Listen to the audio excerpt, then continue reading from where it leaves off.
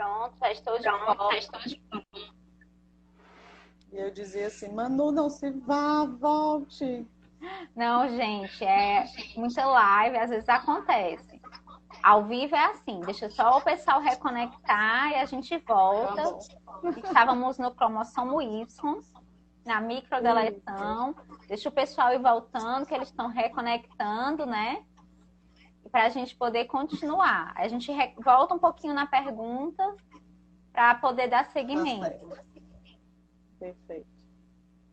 Então, podemos reiniciar aqui. O pessoal já está conectando. Vamos recapitular. Nós estávamos falando da microdeleção do cromossomo Y, né? E do impacto dessa microdeleção na fertilidade. Isso, a microdeleção do cromossomo Y é a perda de uma pequena região, pode ser de uma região, pode ser das 3 regiões, né? E aí a gente pode fazer um teste molecular de sangue periférico, né? No homem, para identificar se há ou não essa perda. E a gente sempre precisa solicitar esse exame quando a gente tem a oligospermia severa ou azospermia, que é quando a gente não tem achado de espermatozoide no ejaculado, tá? É exame obrigatório na investigação. As causas genéticas, elas estão em torno de 10 a 15% das causas de infertilidade masculina. É muito importante a gente investigar. E aí, E aí eu estava falando sobre o risco de recorrência, né? Uhum.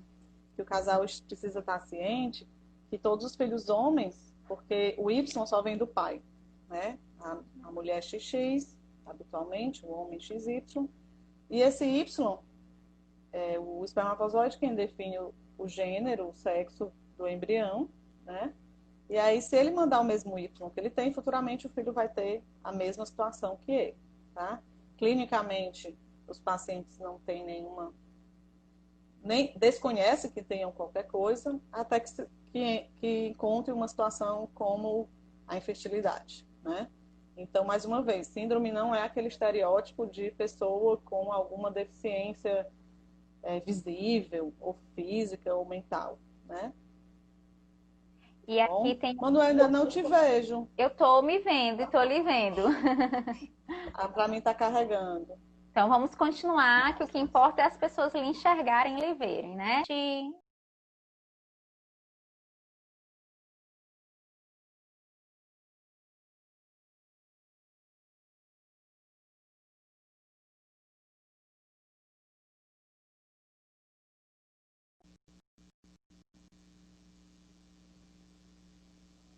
Tá me Ai, ouvindo? Tô lhe agora vendo. voltou. Pronto. Pronto. Instagram, deixa a gente trabalhar Instagram. Vamos! A gente não paga a internet para isso, né? Tem uma pergunta do ao vivo anterior, né, da nossa outra sala. Qual a importância do exame da síndrome do X frágil? É a mesma coisa que a gente estava falando ou é outro exame, doutora? Não, é outra coisa em relação ao Y, né? A síndrome do X frágil é uma síndrome que leva, que é uma síndrome de deficiência intelectual que acomete mais os homens, ligada ao cromossomo X, né? A maioria das mulheres que têm filhos com X frágil, elas podem ter o que a gente chama de pré-mutação, né? Uma síndrome genética que acomete o gene FMR1 e que uma região antes do gene ela pode sofrer repetições, é o que a gente chama de mutação por repetições de trincas. E aí, quanto maior for o número de repetições, a gente vai ter um quadro clínico. Acima de 200 repetições, a gente vai ter a síndrome do X frágil, tá?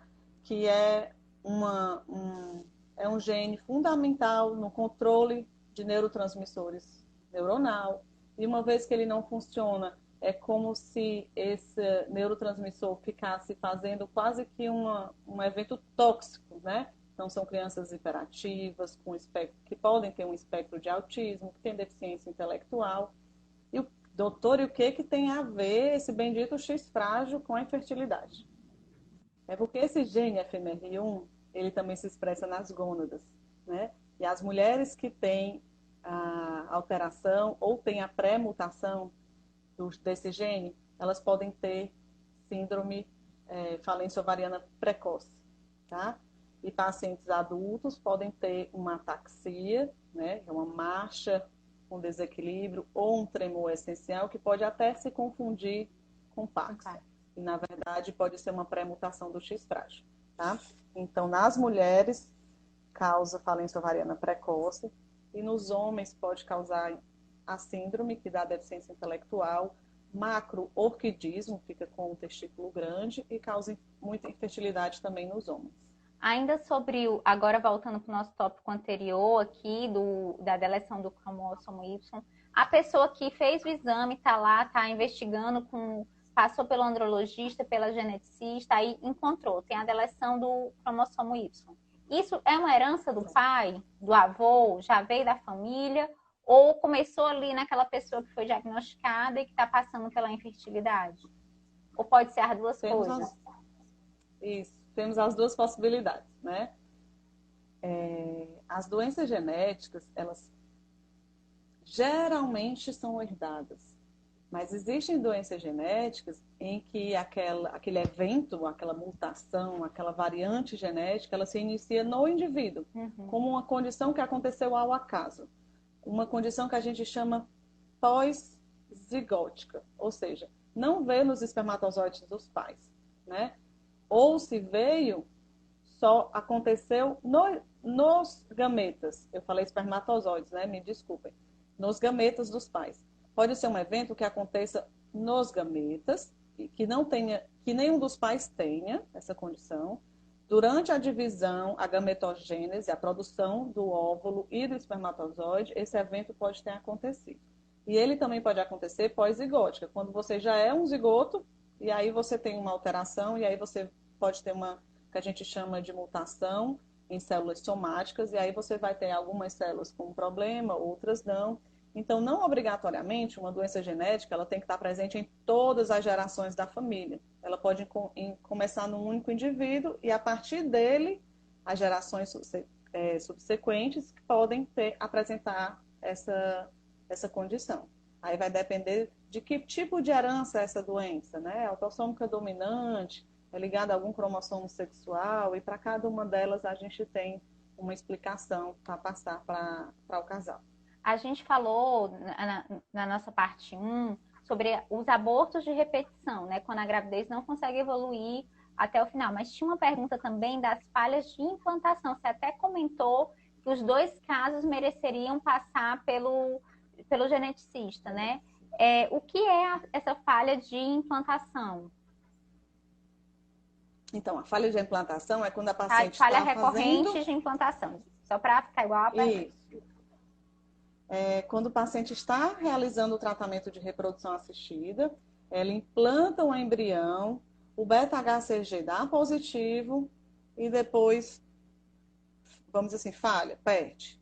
Né? Aí ela vai, faz uma outra implantação e o beta-HCG não obrigatoriamente dá positivo. Ou seja, por que aquele embrião não está implantando? Será que é um problema do endométrio? Será que é uma condição imunológica materna que reconhece aquele embrião como um corpo estranho? Será que o microbioma, né, que a gente fala muito hoje, Johanne e doutora Nara, nossas nutricionistas, podem nos ajudar ainda mais nessas condições? Ou será que é uma condição cromossômica do embrião? E aí ele não consegue se dividir e ele não é viável, né? Ele não consegue fazer suas divisões, implantar no endométrio, né? Começar a produzir sua placenta, tá certo? Então, isso que a gente chama de falha de implantação. São as pacientes que estão fazendo o processo de fertilização e o embrião não está ou implantando, aliás, ou não está implantando ou está perdendo, né? E aí chama falha de implantação. E aí a gente tem que investigar, é quase igual investigar a infertilidade, porque os fatores são múltiplos. E a gente tem que cuidar de todos eles. Afastar e cuidar de todos eles. A gente falou, você já comentou nesse instante, que os fatores genéticos têm um impacto muito grande na fertilidade masculina, né? Tem uma pergunta aqui do nosso Stories, que a paciente fala que o marido tem baixa contagem, né, dos espermatozoides, tinha varicocele, operou, melhorou um pouco, mas continua com baixa contagem dos espermatozoides. Quando a cirurgia não resolve, será que tem algum problema genético? Foi a pergunta dela, né? Isso, a gente falou um pouquinho disso. É interessante saber o valor desse espermatozoide para a Foi gente 2.000 antes da cirurgia de varicocele e 4.000 após a cirurgia de correção. deve ser milhões. É, milhões. É porque ela botou só milhões. Me ajudem aí, gente. É porque na caixinha Isso. vem bem abreviado, né? E a oligospermia severa abaixo de 5 milhões, a gente precisa investigar, tá? Apesar da varicocele ser mais comum, não está errado o que foi feito, né? Quando a gente está fazendo o tratamento, seja lá do que for, a gente precisa escalonar, né, as causas, a gente busca as causas mais comuns, se não vai encontrando, a gente vai para as causas mais raras. Reconheço eu que genética não são eventos tão comuns, mas a gente não pode, por maneira nenhuma, esquecê-los, tá? Então, como eu falei, 10 a 15% das causas, né, das etiologias de infertilidade masculina podem estar dentro do contexto da genética. Então, um homem com uma oligospermia severa de 2, 4 milhões, a gente precisa investigar causas genéticas sem dúvidas, tá? Ah, e teve outra pergunta que também é da nossa caixinha dos stories, que é a pessoa é casada com um primo, está tentando engravidar há 3 anos e pergunta se precisa fazer um aconselhamento genético. Quando a gente vai casar com alguém da família, tem que passar pelo aconselhamento genético? Idealmente, tá? Casais consanguíneos, aqui para quem recorda das doenças recessivas, da época da escola que a gente estuda o azão, azinho, né? As doenças recessivas, elas se expressam quando o casal, quando o embrião herda os dois azinhos dos pais, né? E os pais são azão, azinho, então eles são fenotipicamente normais e o filho é afetado, se for azinho, azinho, por uma condição X. Por que que isso aumenta nos casais consanguíneos? Porque a gente aumenta a chance de achar aquele azinho para os mesmos genes, porque eles são da mesma família. Todos nós temos vários azinhos, Sim. só que nós temos 20 mil, quase 20 mil, 25 mil genes, tá? Então eu posso ter um azinho para um determinado gene, vários azinhos para vários genes, e se eu casar com uma pessoa que não é da minha família, os azinhos dele serão para outros genes, provavelmente, né? E quando a gente casa com um primo, a gente aumenta a chance de encontrar esse azinho para o mesmo gene, tá? Então, a gente tem aí uma chance de doenças recessivas na população geral e de malformações de qualquer alteração genética para os casais não consanguíneos entre 2 a 3%.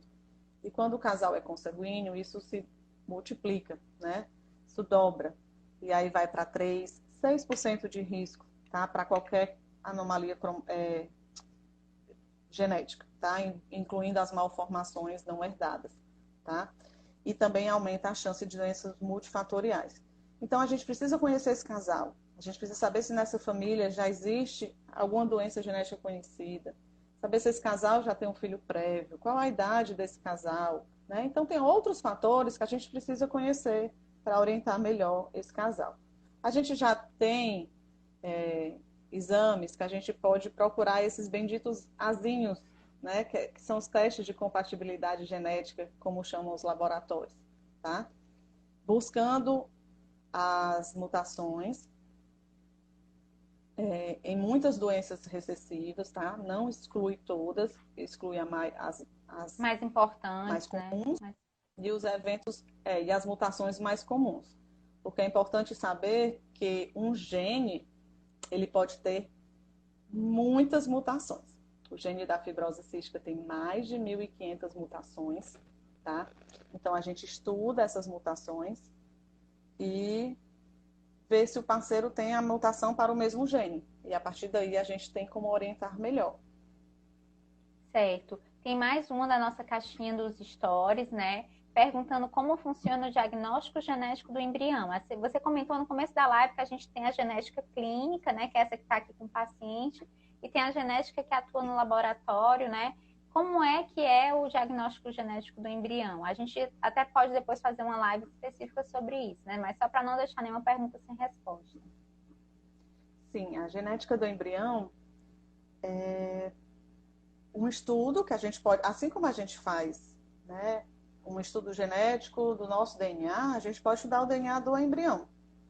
Mas esse embrião vai ser biopsiado por um embriologista e a gente precisa saber o que a gente quer procurar, tá? Então a gente precisa saber que tipo de exame nós vamos fazer no embrião. Porque a gente não pode fazer um estudo, eu só quero ver se é normal. Não, não tem essa condição, né? Então eu preciso saber o que eu quero. Eu quero saber se não tem cromossomopatia. Eu quero procurar os principais cromossomos associados a perdas ou síndromes genéticas, como tem no NIPT, né, que é o teste não invasivo. Eu quero ver cromossomo 13, 18, 21, X e Y.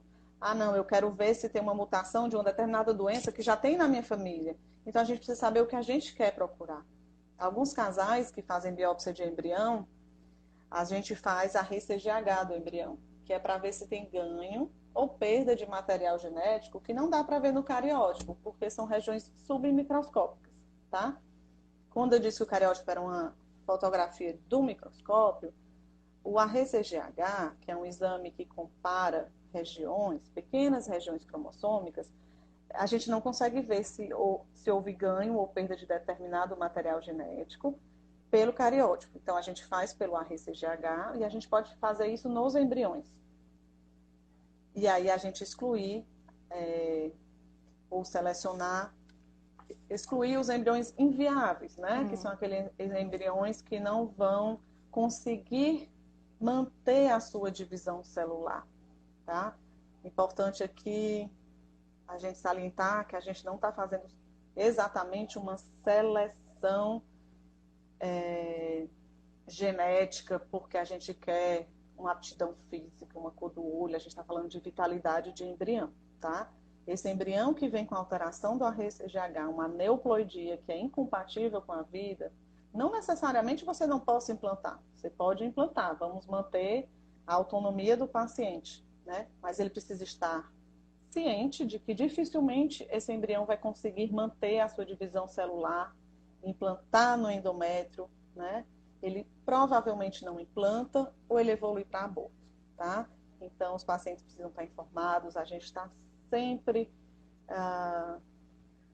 conduzindo com todos os princípios éticos, né? Manter a autonomia do paciente, informar o paciente, que é isso uma das coisas que eu mais prezo, que é trazer toda a informação possível para o paciente, para o casal, para que ele possa fazer a escolha, né? Ter autonomia na escolha dele, né? Mas sim, entendendo que é como a gente conversou, né? Os limites. Isso. Que muitos desses embriões a pessoa vai passar depois por um aborto, ou ele nem vai implantar e vai ter as falhas de implantação que a gente estava comentando ainda há pouco, né? E isso precisa ficar claro para ele, né? E aí, doutora, exatamente, a gente já comentou sobre muitas síndromes genéticas e a gente está quase chegando aqui no finalzinho. Eu vou dar um tempinho a mais, porque a gente teve esse problema de conectar novamente. Aí tem as minhas últimas 3 perguntinhas. Eu queria que a gente fizesse um resumo, então, dessas síndromes genéticas que elas impactam na fertilidade. A gente já falou de várias ao longo aqui da live, né? Mas para a gente fazer um resumo, para a gente fazer um resumo final dessas síndromes que impactam a fertilidade. Isso, a gente precisa estar ciente de que existem.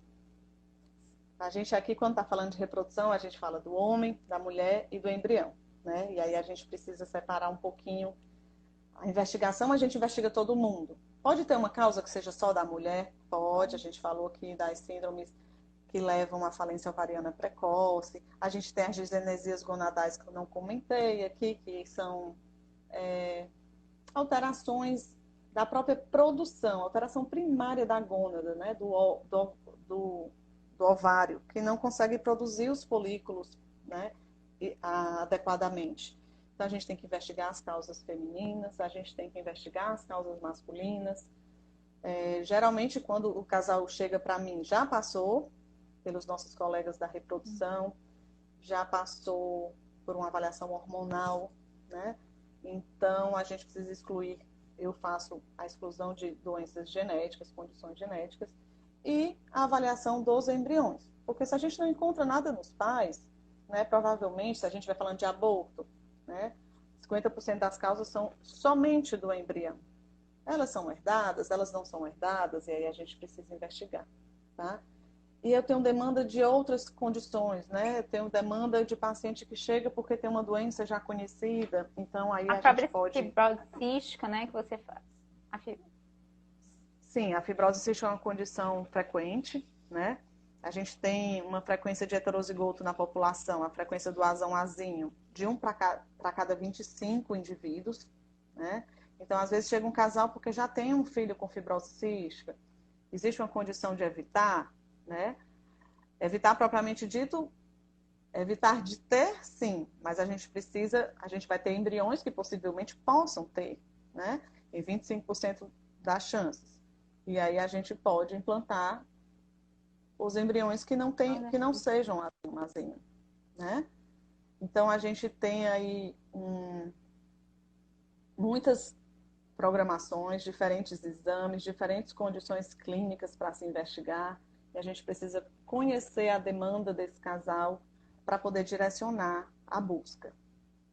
Tá? Se alguém tiver alguma dúvida, também pode escrever para mim no meu Instagram se ficou alguma coisa que não ficou clara. Mas ainda tenho mais duas perguntas. Calma aí, vamos segurar mais só mais um Não, pouquinho. pode falar. Eu estou só reforçando. Por mim, Pronto. Não, a noite toda. vamos seguir, vamos terminar Sabe aqui. porque muita gente acha que genética é muito difícil, que não quer falar, ou que não entende mesmo. E eu faço questão que meus pacientes entendam o que está acontecendo, né? Eu desenho, eu pego folha de papel, eu viro o computador e mostro o que é um cariótipo. E a gente tem que falar disso, porque Porque se for uma coisa muito acontece... distante, se for uma coisa muito difícil, você não vai achar que aquilo ali é para você, que aquilo ali vai lhe ajudar no seu tratamento, né? E eu acho muito Isso. bacana como você tenta colocar a genética numa coisa do nosso cotidiano, né? Que ela é mais uma ferramenta para ajudar a gente a chegar no positivo, né? E tem que ser mesmo, Exatamente. né? E aí eu queria, o doutor Evangelista, no primeiro dia da maratona de lives, ele propôs um desafio. A gente até já deu uma pista, acho que na parte 1, né? Quando você falou da epigenética. Mas ele propôs um desafio, né? Que a gente pensasse nessas lives, além de fazer a educação em saúde, além de alertar, além de informar, que a gente pudesse ajudar as pessoas a cuidarem melhor da sua fertilidade. Então, qual é a dica da doutora Clarissa para quem está hoje em casa? Como é que a gente pode melhorar a fertilidade? Manu, eu vejo essa condição, né, a fertilidade, o casal, como uma condição assim multifatorial e a epigenética ela existe, né? A minha dica é que o casal, primeiro, que ele esteja muito ciente da escolha, né? Para mim é se empoderar das informações, a dica, né? Mudar tudo que tiver ao seu redor, mas antes de tudo, esse casal precisa escolher. É isso que nós queremos engravidar. Então, é o primeiro ponto, tá? Então, vamos aceitar as condições, as nossas limitações e vamos buscar, né? Não vai se prender à limitação, vai aceitar essa limitação, seja ela qual for a causa, vai ultrapassar, né, essa limitação e vai buscar tudo que estiver ao seu redor que possa aumentar essa chance, tá? Desde a sua fé, desde a alteração da sua nutrição, desde a perda de peso, né? Desde o pensamento positivo, tá bom? Porque a parte técnica a gente cuida. E o que não tiver, e o que depender do paciente, que ele faça a sua parte, né? Então, o envolvimento do paciente é importantíssimo no resultado final, tá? Então, eu fico assim, eu sempre envolvo muito meus pacientes porque eles precisam estar atuantes nessa escolha, nessa busca. E para Tá? quem Então, está E para quem pode está falar. hoje na jornada, quem ainda assim olhou, entendeu, diz assim, pronto, eu vou, aceitei, estou aqui na jornada, a gente quer esse filho, a gente vai lutar por ele. Para quem está hoje nesse caminho, o que você poderia dizer? Eu poderia dizer que tem que estar no caminho, né? firme, consciente, vou um pouco reformular o que eu falei, consciente das limitações, mas com muita fé de que a gente está fazendo tudo o que é possível, né, para que a gente alcance esse objetivo e que esse casal esteja unido, né, que esse casal esteja unido em busca de um em busca de um objetivo comum, tá? E que eles possam juntos fazer essa caminhada, porque isso não depende de mim, não depende da mulher nem do homem sozinho. Eles precisam estar juntos, tá? É uma condição muito delicada. Eu sempre me coloco muito na posição do paciente, né? Deixo o paciente, sempre dou muito espaço para a conversa. E às vezes eu percebo, às vezes eu faço algumas perguntas, que os casais na hora fica uma espécie de DR. Então, eles precisam conversar, né? O diálogo é muito importante. Então, a minha dica para os casais é conversem, dialoguem, né?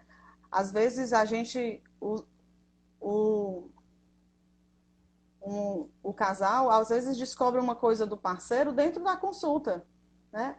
Tipo, o homem me fala alguma coisa, a mulher olha para ele e diz assim, poxa, mas você nunca me disse isso. Então, assim, dialoguem entre vocês, né? Sobre qualquer coisa, sobre qualquer medo, sobre qualquer angústia. Se conheçam, né?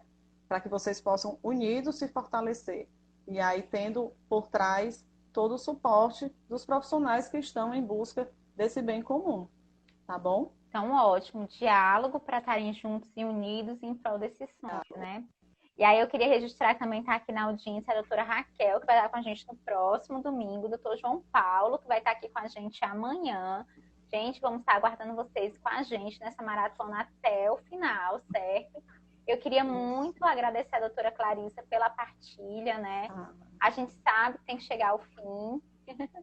A gente sabe, mas faz outras. Vocês gostaram? Vocês querem ver mais ela aqui? A gente faz outras, a gente faz para atender vocês. E aí, a Fernanda está colocando aqui, com certeza, na equipe multidisciplinar não pode faltar psicologia, tem que olhar de uma forma integrada. E aí, a gente agradece a audiência de vocês, a live vai ficar salva no perfil da doutora Clarissa. Se você quiser rever, quiser compartilhar com alguém, vá lá depois para a gente poder tá dividindo essas informações com mais pessoas que não estiveram aqui com a gente hoje, tá certo? Obrigada, doutora Clarissa. Mais alguma coisa para falar aí com o pessoal? Manu, é uma honra enorme, um prazer enorme estar aqui. O que a gente puder divulgar de informação à saúde, né, é muito importante. Os pacientes que estão nessa busca, alguém falou aqui de terapia, apoio por demais, né? Tanto o homem quanto a mulher, um pouquinho mais resistente, né? Mas conversar é uma ferramenta importantíssima, né, nessa trajetória. E fica aqui, estamos à disposição. A Clínica Evangelista tem muitos profissionais de todas as áreas para poder ajudá-los, né? E que a gente está à disposição. E vamos em frente, vamos aguentar aí essa quarentena mais um pouquinho, né? Em breve estaremos juntos. Estamos retomando aos poucos as atividades da clínica. A clínica já está funcionando, tá? Mas as transferências ainda não estão acontecendo, tá? Mas aos poucos a gente vai retomando e o que for possível realizar dentro da clínica a gente está fazendo, tá certo? Tá certo. Obrigada, pessoal. Obrigada, doutora Clarissa. E a gente espera vocês amanhã, 5 da tarde. Até. Um beijo.